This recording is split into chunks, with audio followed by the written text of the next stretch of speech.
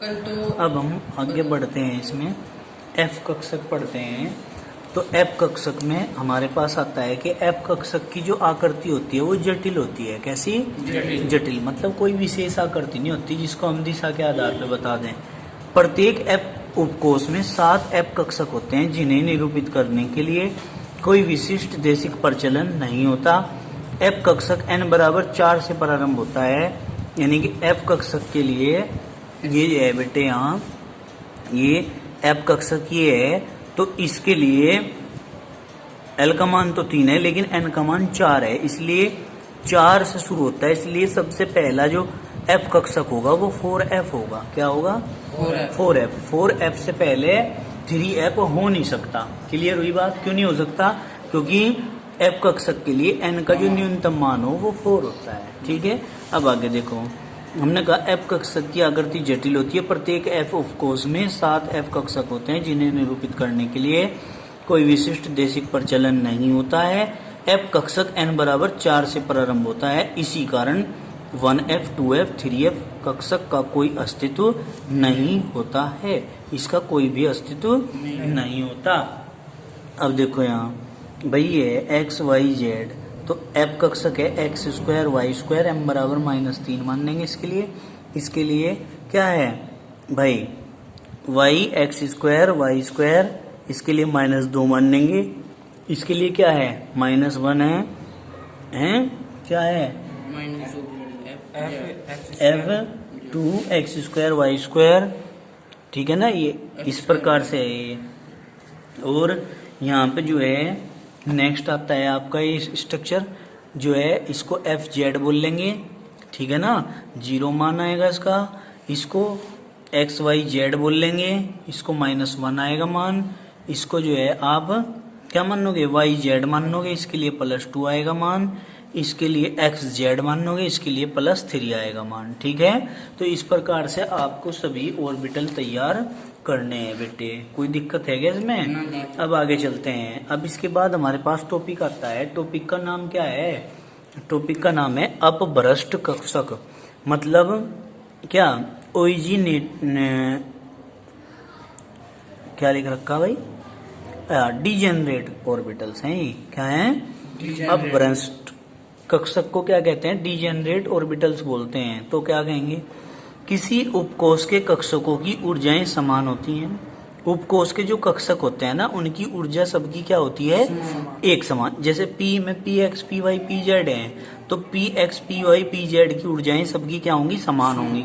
तथा समान ऊर्जाओं के ये कक्षक अपभ्रष्ट कक्षक कहलाते हैं। क्या कहलाते हैं? अपभ्रष्ट कक्षक कहलाते हैं। उदाहरणार्थ क्या कहेंगे? P उपकोष में उपस्थित Px Py Pz कक्षक अपभ्रष्ट कक्षक हैं। इसी प्रकार डी उपकोष में 5 dxy dyz dxz dx square Y square dz square अपभ्रष्ट कक्षक होते हैं। क्यों होते हैं? क्योंकि इन सभी कक्षकों की ऊर्जा समान होती है। कौन हो अपभ्रष्ट कक्षक? डिजेनरेट ऑर्बिटल्स जिनकी ऊर्जाएं समान होती है, जिन कक्षकों की ऊर्जा ठीक है ना। हाँ, कोई दिक्कत है क्या भाई? अब भ्रष्ट कक्षक कहलाते हैं। मोस्ट इंपोर्टेंट क्वेश्चन आता है आपका ये, क्या? पावली का अपवर्जन नियम। क्या? पावली का अपवर्जन, ये 100% इंपोर्टेंट है बेटे। पावली का अपवर्जन नियम देखो क्या कहा था पावली ने? ऑर्बिटलों का सिद्धांत दिया था पावली ने। किसका? ऑर्बिटलों का। क्या? कि किन्हीं 2 इलेक्ट्रॉनों के लिए चारों क्वांटम संख्याओं का मान एक समान नहीं हो सकता। क्या? इस नियम के अनुसार किसी परमाणु में किन्हीं 2 इलेक्ट्रॉन के लिए, परमाणु के अंदर होते हैं ना इलेक्ट्रॉन, किसी परमाणु में किन्हीं 2 इलेक्ट्रॉनों के लिए चारों क्वांटम संख्याओं के मान एक समान नहीं हो सकते। यदि किसी परमाणु के 2 इलेक्ट्रॉनों के लिए n, l व m के मान समान हो भी जाएं, किस किस के? n, l, m के मान समान हो भी जाएं, तो उसके s के मानों में अवश्य ही भिन्नता होगी। तो उसके s के मान में क्या होगी बेटे? अवश्य ही भिन्नता होगी। उदाहरण 3s के लिए, 3s के लिए लाओ दिखाओ, मुझे दिखाओ यहाँ, मान निकाल लेंगे 3s के लिए। उदाहरण बताया है उदाहरण 3s के लिए देखो बेटा, 3s के लिए 3s s में ऑर्बिटल बनता है ये, तो इसमें इलेक्ट्रॉन है 2, एक ऊपर को एक नीचे। तो क्या करेंगे, पहले इलेक्ट्रॉन के लिए, ठीक है, यहां लिखेंगे दूसरे इलेक्ट्रॉन के लिए, ठीक है। तो बेटा पहले इलेक्ट्रॉन के लिए हमने n का मान तो ये हो जाएगा 3, n बराबर तो 3 हो जाएगा, और चूंकि आपको पता है टेबल में s बराबर l का मान क्या आया करे, 0, l का मान 0 आएगा, तो यहाँ लिख देंगे l बराबर 0, क्योंकि s में है। इस s से पता चला कि l का मान 0, और m का मान l के मान पे डिपेंड करता है तो 0, और s का मान पहले इलेक्ट्रॉन तो ऊपर को है तो प्लस का 1/2। अब दूसरे इलेक्ट्रॉन के लिए 3s के लिए निकाल ले, तो n बराबर तो आ जाएगा 3, l बराबर s के लिए मान क्या आएगा टेबल में, s के लिए l का मान क्या होगा यहाँ 0, ये रख दो 0। तो m का मान क्या होगा, l के मान पे डिपेंड करता है तो 0, s का मान चूंकि दूसरा इलेक्ट्रॉन है वो नीचे को है, माइनस के 1/2।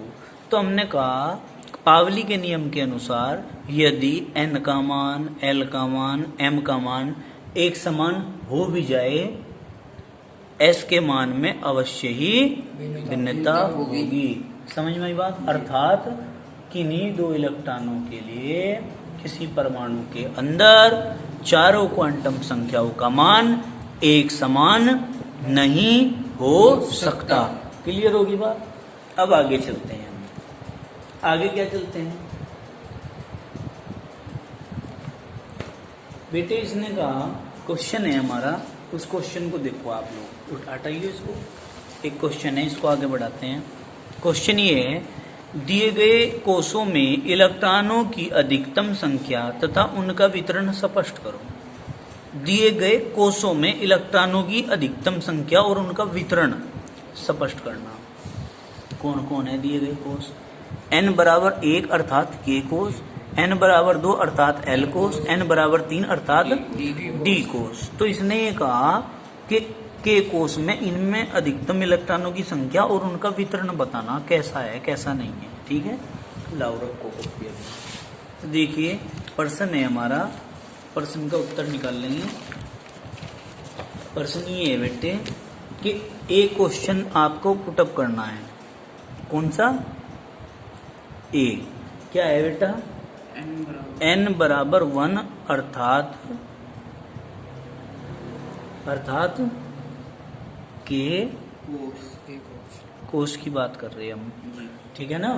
तो हम क्या करेंगे, इसमें अधिकतम संख्या, अब आपको पता है k बराबर क्या होगा 1, l बराबर क्या होगा करे 2, m बराबर क्या होगा करे 3, n बराबर क्या होगा करे 4। तो ये टेबल भी आपने क्या रखनी है,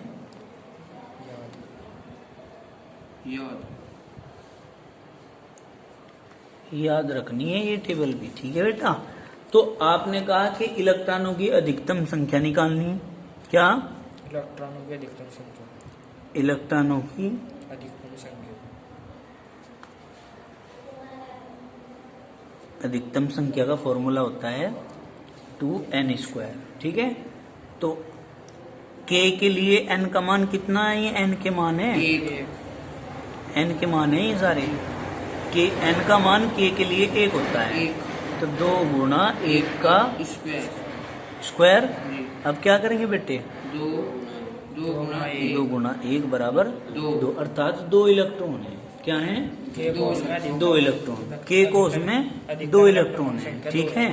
तो देखो ध्यान से समझना, 2 इलेक्ट्रॉन है के में, तो हमने कहा यदि l के मान निकाल लें इसी श्रेणी से, यहाँ l का मान यहाँ क्या होगा 0, यहाँ क्या होगा 1, यहाँ क्या होगा 2, यहाँ होगा 3, ठीक है नहीं।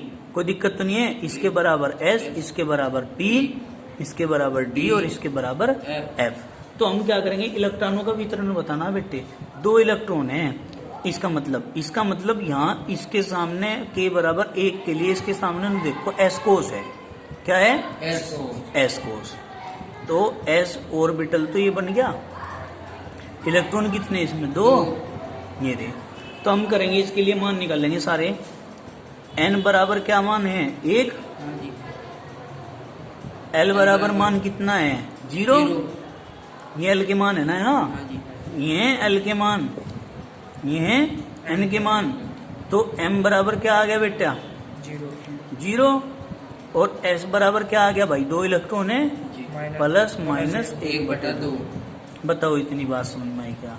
इस तरीके से हम इसे कर सकते हैं। बी वाला क्वेश्चन हमारा आता है।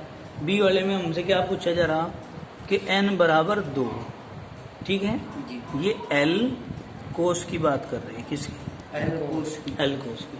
तो बेटे वो ये है हमारा, तो इलेक्ट्रॉनों की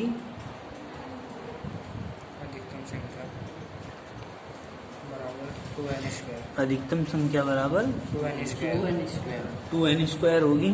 तो हम क्या करेंगे? 2 गुना, बताओ n का मान तो 2 है बेटा, 2 का वर्ग, तो 2 गुना 4, 4 दूनी 8। 8 इलेक्ट्रॉन होंगे इसमें। कितने होंगे? 8 इलेक्ट्रॉन होंगे, ठीक है। अब कैसे होंगे बेटे, ये बात देखनी है हमने। तो n का मान आ रहा कितना? n बराबर तो है 2, तो L बराबर क्या होगा? 0 और 1। M बराबर क्या होगा? वितरण समझाना है ना। 0 के लिए तो 0, इसके लिए क्या होगा? प्लस L से माइनस L तक। तो यानी कि +1 0 -1। कोई दिक्कत तो नहीं है। अब S का मान क्या होगा बेटे? 0 के लिए पकड़ियो भैया जी, वहां से पढ़ ली तरफ को ना। यदि ये 0 है तो S का मान तो +-1/2, +1 के लिए +-1/2, 0 के लिए +-1/2 और -1 के लिए +-1/2। समझ में आ गई बात? कोई दिक्कत तो नहीं है। कितने इलेक्ट्रॉन थे? 8 थे ना। कितने यहाँ? 2 4 6 8। तो इस प्रकार से इलेक्ट्रॉनों का वितरण समझ में नहीं आया क्या? कर लेंगे इसे। अच्छा, अब हम आगे चलते हैं। सी पॉइंट आता है हमारा। सी पॉइंट में क्या कहता है कि n बराबर 3 है जी, और d कोस की बात करनी। किसकी? d कोस। तो बेटे ध्यान से समझे ना, d कोस की बात कर रहे हैं। n बराबर 3 है, ठीक है। तो हम फॉर्मूला क्या रखेंगे? 2n² इलेक्ट्रॉनों की अधिकतम संख्या बराबर 2n²। अधिकतम संख्या बराबर 2n²। तो 2 भाई इसे ऐसे कर लो, 2 गुना 3 का स्क्वायर 3 क्या 9 बराबर 18। 18 इलेक्ट्रॉन होंगे, ठीक है बेटे। तो वही वितरण समझाना है। n बराबर है 3। n तो 3 है बेटा, जी। तो L बराबर 0 1 2। m बराबर क्या होगा? 0, इसके लिए +1, इसके लिए 0, यहाँ -1। +2 और -2 क्या होंगे इसमें? इसमें ही ना आवेंगे, जी, इसमें वो तो नीचे वाले में आवेंगे। बल इसके लिए +2 +1 0 -1 -2। कोई दिक्कत है क्या बेटा? ये तो m का मान हो गया। और s के मान का वितरण कैसे करेंगे? इसके लिए +-1/2, इसके लिए +-1/2, +-1/2, +-1/2। क्यों? क्योंकि इसमें ये समझ लो कि 3 ऑर्बिटल हैं, एक में 2 इलेक्ट्रॉन रह सकते हैं, ठीक है। इसमें कितने हैं भाई? +-1/2, +-1/2, +-1/2, +-1/2 और +-1/2। किस लिए? इसके लिए +-1/2, इसके लिए +-1/2, इसके लिए +-1/2, इसके लिए +-1/2, इसके लिए +-1/2। समझ गए? इस तरह हम इलेक्ट्रॉनों का वितरण कोषों के अंदर समझा सकते हैं कि कैसे कैसे प्रत्येक कोष में इलेक्ट्रॉन भरे जाते हैं। तो हमने अभी अभी लास्ट में एक टॉपिक पढ़ा था जिसका नाम था पावली का अपवर्जन नियम। तो पावली का अपवर्जन नियम जो कि मोस्ट इम्पोर्टेंट है, इस नियम के अंदर हमने क्या बात बताई थी इसने कहा था कि पावली के अनुसार किसी परमाणु में किन्हीं दो इलेक्ट्रॉनों के लिए चारों क्वांटम संख्याओं के मान एक समान नहीं हो सकते। यदि किसी परमाणु में किन्हीं दो इलेक्ट्रॉनों के लिए n, l व m के मान समान हो भी जाएं, तो s के मान में अवश्य ही भिन्नता होगी। ये नियम आपको बताया था। इसमें एग्जाम्पल दिया था 3s2 का, 3s2 समझ गए जी। उसमें दोनों इलेक्ट्रॉनों के लिए n, l, m, s के मान अलग अलग निकाल देने हैं, पहले इलेक्ट्रॉन के लिए भी और दूसरे इलेक्ट्रॉन के लिए भी ऑर्बिटल बना के, ठीक है। तो उससे आपको क्लियर हो जाएगा कि किसके मान कितने होते हैं। संभवतः आपकी समझ में आया होगा, मैं आशा करता हूं। और मैं सभी विद्यार्थियों से कहना चाहता हूं कि वो सभी विद्यार्थी इस चैनल को सब्सक्राइब करें, लाइक करें, शेयर करें, बेल आइकन का बटन प्रेस करें, ताकि हमारी प्रत्येक वीडियो आप लोगों तक समय समय अनुसार पहुंचती रहे। क्योंकि विपत्ति का समय है, ये पता नहीं ये व्यवस्था कब तक चलेगी। और कक्षा एकादश के सभी विद्यार्थियों को मैं कहना चाहता हूं कि वो सभी अपना पंजीकरण करा लें, अपना नाम चढ़वा लें स्कूल में अपने, ताकि आपका रजिस्ट्रेशन हो सके, पंजीकरण हो सके, ताकि आपका स्कॉलरशिप का फार्म भी सही समय पर भरा जा सके। आप लोग अपना एडमिशन और स्कॉलरशिप का फार्म जल्द से जल्द अपने प्रधानाचार्य कार्यालय में जमा कराएं। ये आपके लिए विशेष सूचना रहेगी। धन्यवाद।